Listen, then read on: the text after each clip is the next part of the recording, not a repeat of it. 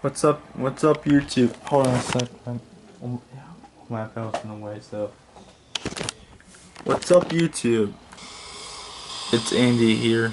So today I'm going to review and run all 9 variations of the Flying Scotsman. For those of you who are fans of the Railway series and the Flying Scotsman itself, there's 9 variants of Flying Scotsman. I'm gonna go in order.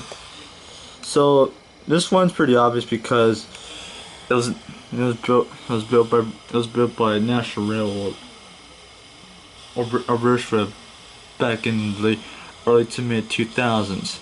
Number 60103 without deflectors, and this one with deflectors. See what that is here? Now this one, it says LNER, or London, aka the London Northeastern Railway, because it has 2 tenders, because the Flying Scotsman runs between 2 capitals, London in England and Edinburgh, Scotland, because there's there's no water stops, so an auxiliary tender does the job. Plus, I've seen in a Thomas episode called Tender Engines where, in one scene, I see the 2 tenders popping out. Plus, Flying Scotsman was an incomplete model according to the crew of Thomas the Tank Engine. I'm not sure, but it was incomplete. At least I saw the 2 tenders though. Oh, by the way, the Flying Scotsman is Gordon's only surviving brother. According to the Great Race, it was a special from a Thomas and Friends.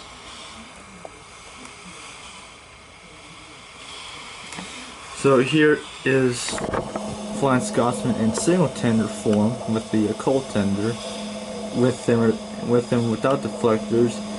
And here is Flying Scotsman in US form, complete with a headlight, bell, and a cow catcher, because the Flying Scotsman did a tour of the US to promote trade between the US and England. See the US style coupler. And here are the Flying Scotsman in war livery during World War II, number 103 and 502 without deflectors, and this one with deflectors. So let's head out. Thus, this was designed by Sir Nigel Grizzly, no doubt.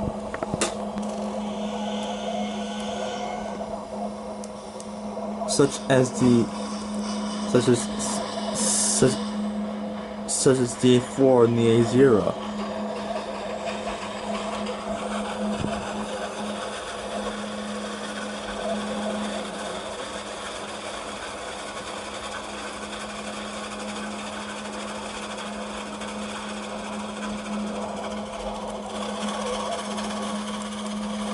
Top speed of these things, 111 miles an hour. Hold on, I gotta look it up on Wikipedia. Hang on a sec, guys.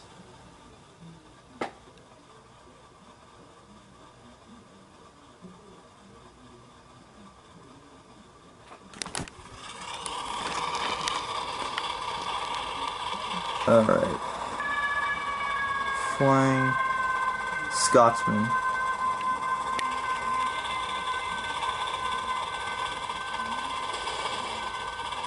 Well, it's an 8th class. This was a 462 built in 1923 for LNER. Same thing with the LNER B12 engine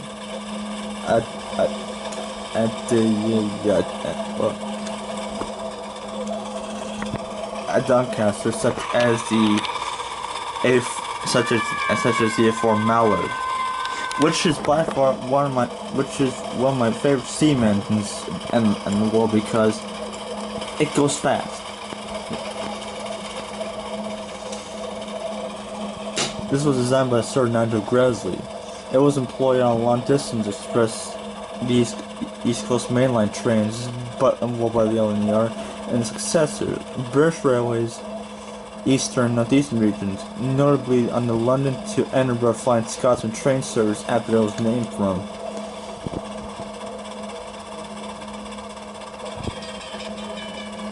It was the A3 class, numbers 60103 from December 1948 onwards. Official name is Flying Scotsman. Well, it was retired in January 1963, and it was restored back in 1968, 1996, and it was restored 2 years ago. And the locomotive set 2 world records for steam traction. It has become the first steam locomotive officially reaching 100 miles an hour on November 30th, 1934. It was a record for the longest non-stop run by a steam locomotive. It ran for 422 miles on August 8th of 1989 while in Australia. Also, it was retired from the regular service in 1963 after covering 2.8 million miles. Now that's impressive enough.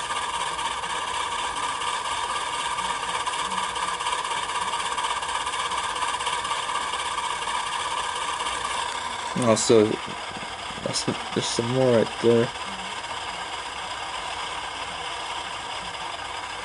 That's a nice locomotive right there. In February 2004, WG, acting on behalf of Flying Scotsman PLC, announced that it would be held a sealed bid auction for the locomotive, held on April 2nd of that year, amid media fears it could be sold into foreign hands. The National Railway Museum in New York announced it would bid, and appealed for funds. They succeeded with the bid of £2.3 million. It could be a lot in today's money. Also, there's the overhaul. Yeah, Flying Scotsman featured in the Railway series by the St. Clergyman, the Reverend W. Audrey, and yep, remaining brother, and its remaining brother Gordon. Also, I think they did like a U.S. tour, Flying Scotsman U.S. tour, I believe.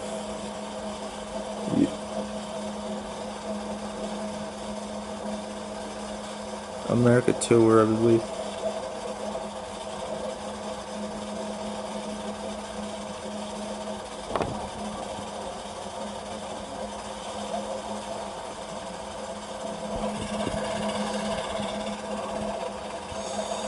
Same thing. Hold on a second. Preservation. There it is with the LNER.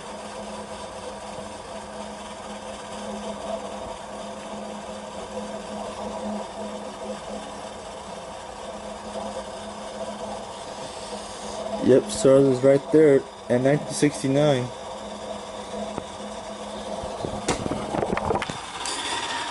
Alan Pegler, who first saw the locomotive at the British Empire Exhibition in 1924, in 1961 received £70,000 of shareholding in Northern Rubber when it was sold to Pegler's Valve, a company started by the grandpa. When Flying Scotsman was due to be scrapped, Pegler stopped and then bought it outright in 1963 with the political support from Prime Minister Harold Wilson.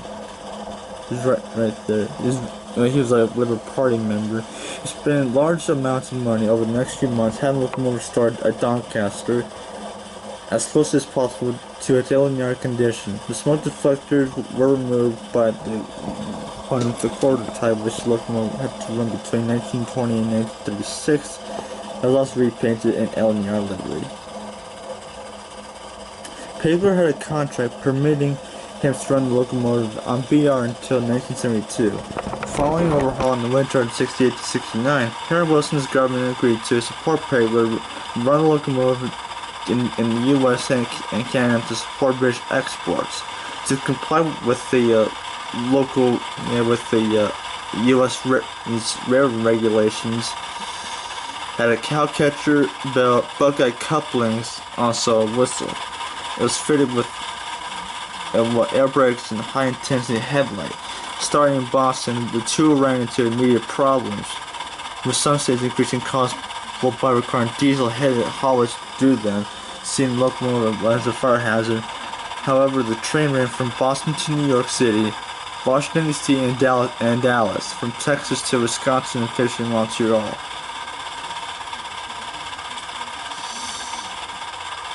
Yeah, for those of you back in 1968 and 1969, surely you've seen Flying Scotsman, you know?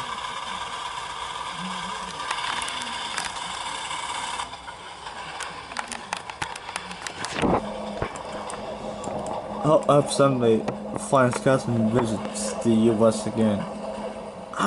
Seriously, I would love to see Flying Scotsman rushing through.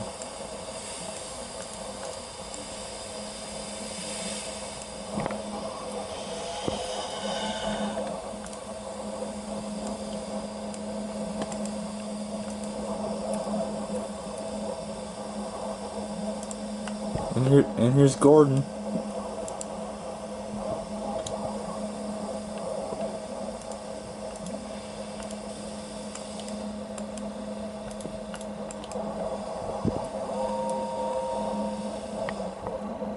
Top speed, 111 miles an hour. Same thing with Flying Scotsman. Alright, here we go.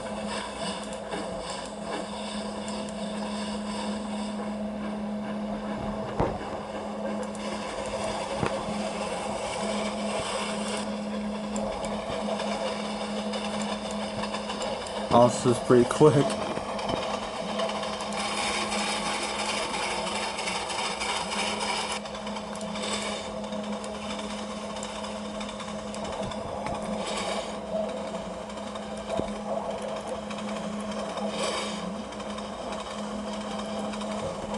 Top speed, 111 miles an hour.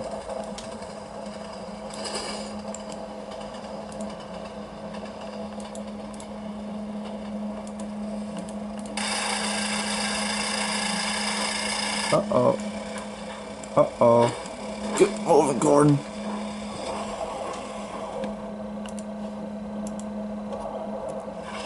Uh-oh. Gordon, get moving.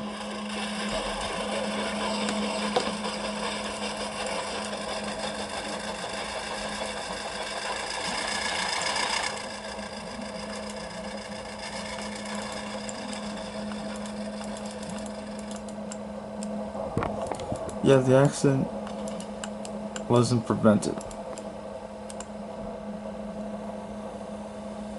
Yep, all of them are derailed, I believe that. Yep, on this day,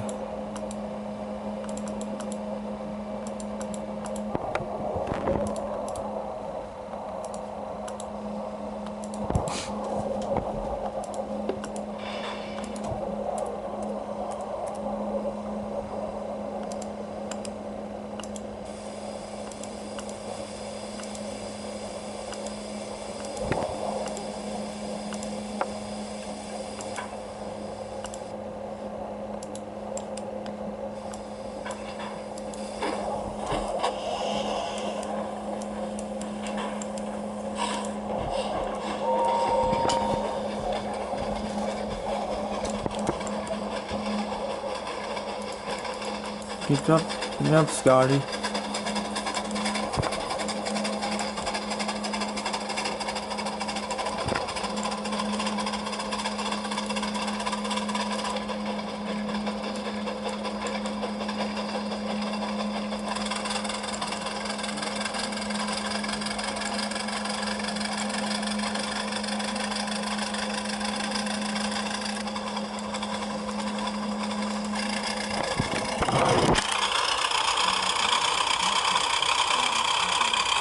Seven, 109, 110, 111. Or 112 apparently, for some reason.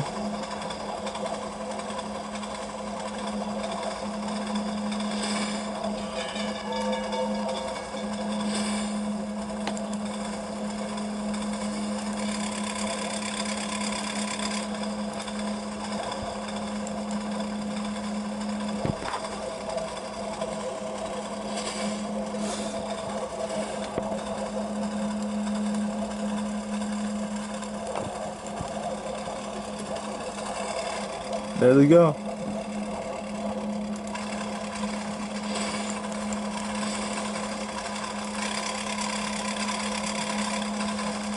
I am Gordon.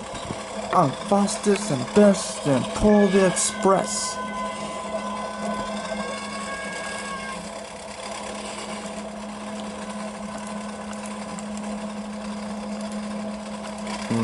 Scotty stops in time. And he didn't.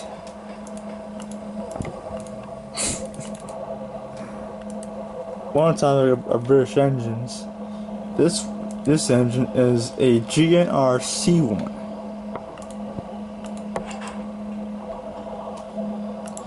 Well, for those who know Henry the Green engine, he was a hybrid between a LNER A1. Well, let's see, LNER A1.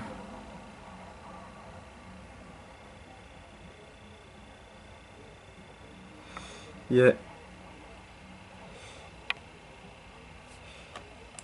And this is a LNER or GNR C1.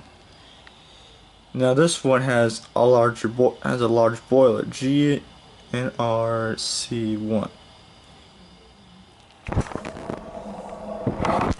This is an Atlantic because it's a 442. None of the development of it was on both the Great Northern Railway, not to be confused with the American Great Northern Railway in Montana, or something like that. Between GNR and LNR classifications was designed by Henry Ivet, not directly, no doubt. Had a large version of the LNR C2 class. It was to produce the powerful free steaming engine to haul the fast and heavy express trains on the Great Northern. They could be thus seen as the start of the East Coast big engine policy. I'll just start it a little bit. There's a whistle. It's kind of nice too.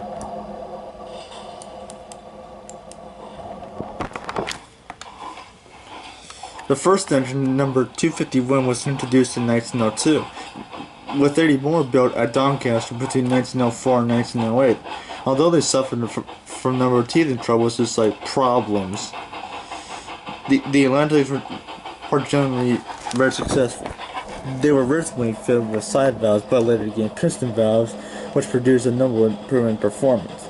The Atlantics remained in frontline service for many years, sometimes being called upon to haul trains of over 500 tons. There's one of them right here. At Seven Sisters. They were eventually superseded on the heaviest trains by the A1 Pacifics in the 1920s. They continued to haul higher light expresses until the 50s, although this did include the Harrogate Pullman for a period between the 20s and 30s. They were often called upon to take over trains from failed Pacifics. But some remarkable performances with loads far in excess of those they were designed. Yeah, an engine could be an engine without an accident or two. On the 19th of September 1906, locomotive number 276 was hauled in sleeper service, which was derailed at Grantham, Lincolnshire, due to excessive speed through the station after passing signals of danger. 14 people were killed and 17 were injured. As the second one occurred on the 13th of February 1923, locomotive number 298 was hauling an express passenger train that overran signals and ran a collision with the freight train at Retford, Nottinghamshire. 3 people were killed, none of them were injured. On the final one, the 15th of June 1935, locomotive number 4411 was hauling a passenger train that was run into by an express passenger train at Wellwing Garden City due to human error. 14 people were killed, more were injured. The election was in November 1950. The last engine was BR62A22 XGR number 294. GR train between King's Cross, which is London King's Cross, to Doncaster to mark the end of C1s.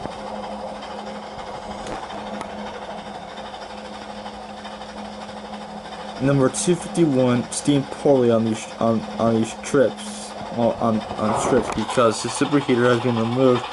All the boiler fuels had been replaced with the small tubes to composite for the trips.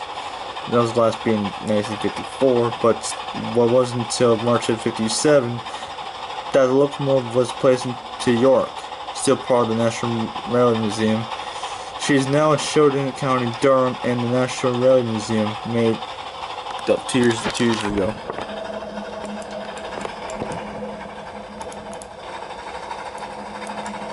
Let's go full throttle. 50. Top speed is 92 miles an hour.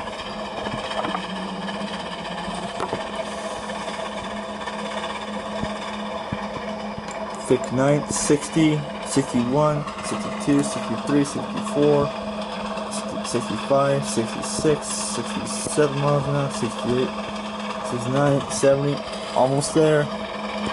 Here's the cab of the C1.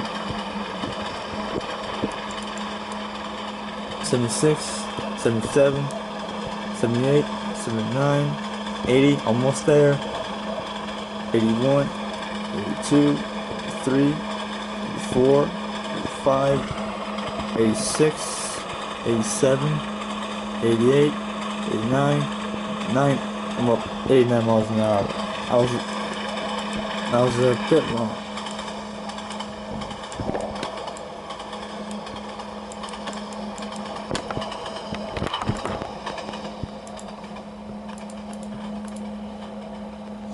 And I've added extra tenders, which caused derailment. Yay.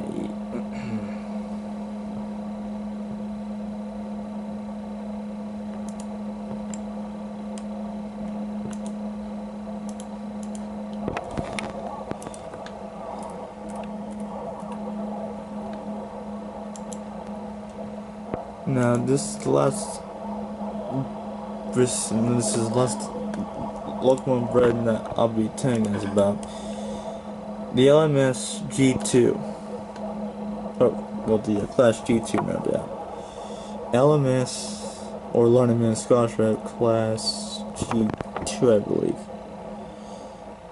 G2.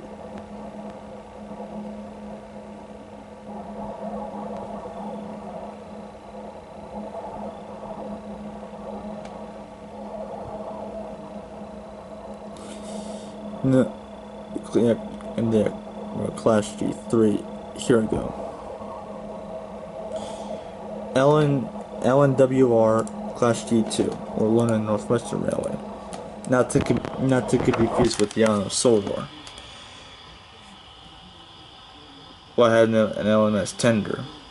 The London Northwestern Railway Class G2 was an 080 steam locomotive. 60 were built at Crewe between 1921 and 1922. Uniquely, amongst class of LNWR, a couple of tender engines, and they're not rebuilt from into other classes. Sometimes considered as a subclass. They are classified by the London Man Scottish Railway as 5 from 1928.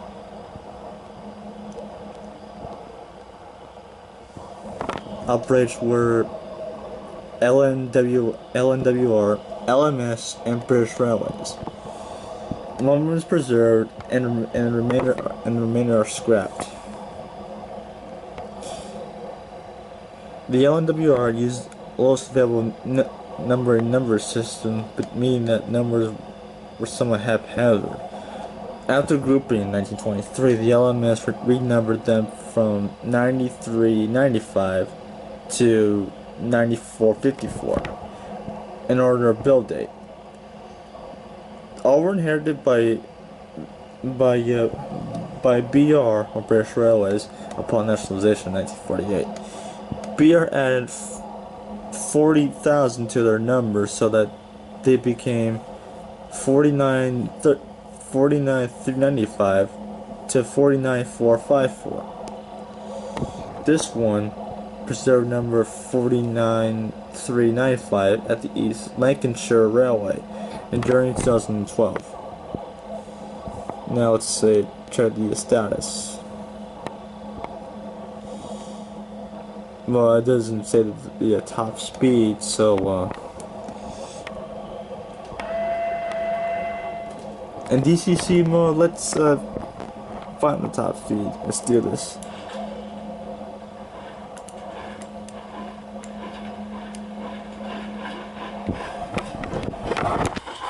The nickname for Super D.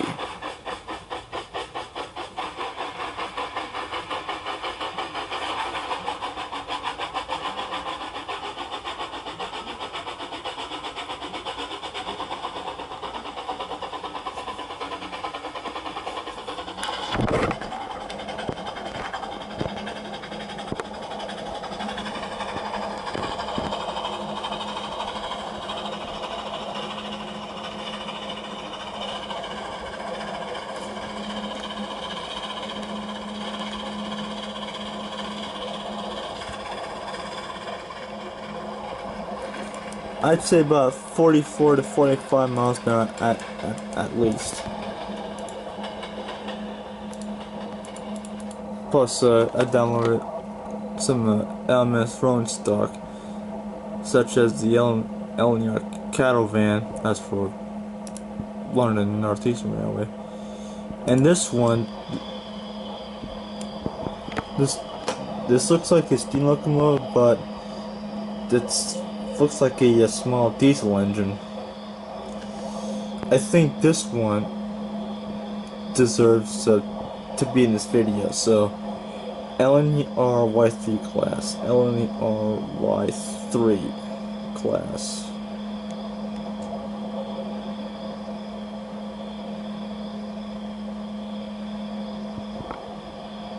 Y3. Let's see. Here we go. LNER class Y3.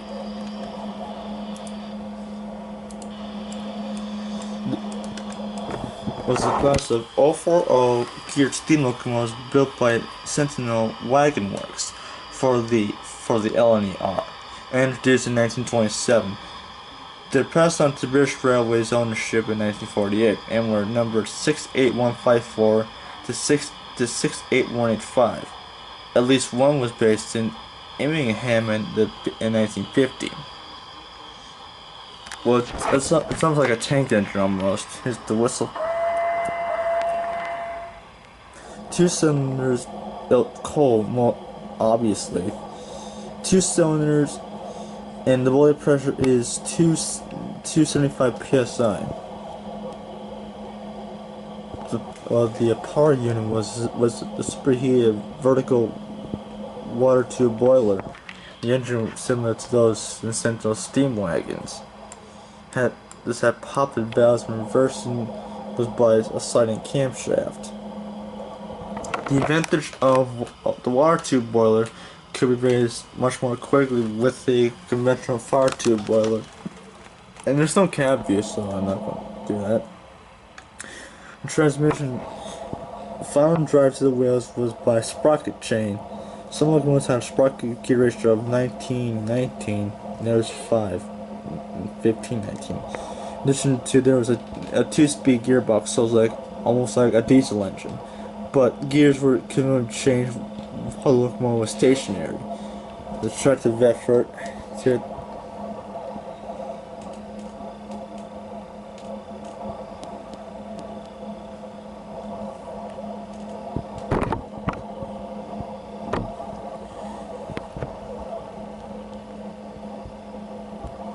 So now let's see, take that for a test run.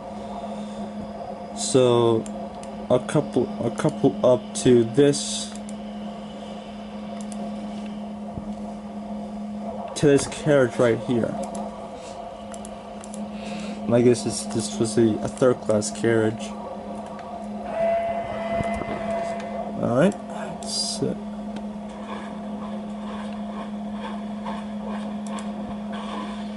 Alright.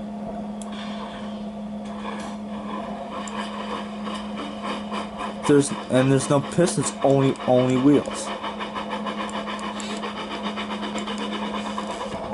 There's no cab view.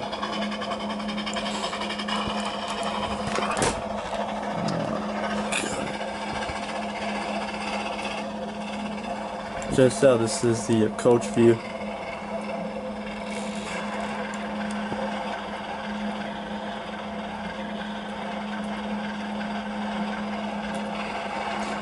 Top speed 20 miles an hour at least.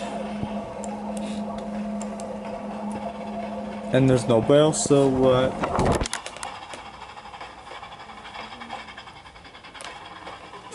thanks for watching. Hit that sub button for more vlogs. Turn the bell icon, hashtag I'm a creator. Like and comment down below. I'll see you guys next time. Peace, my dudes.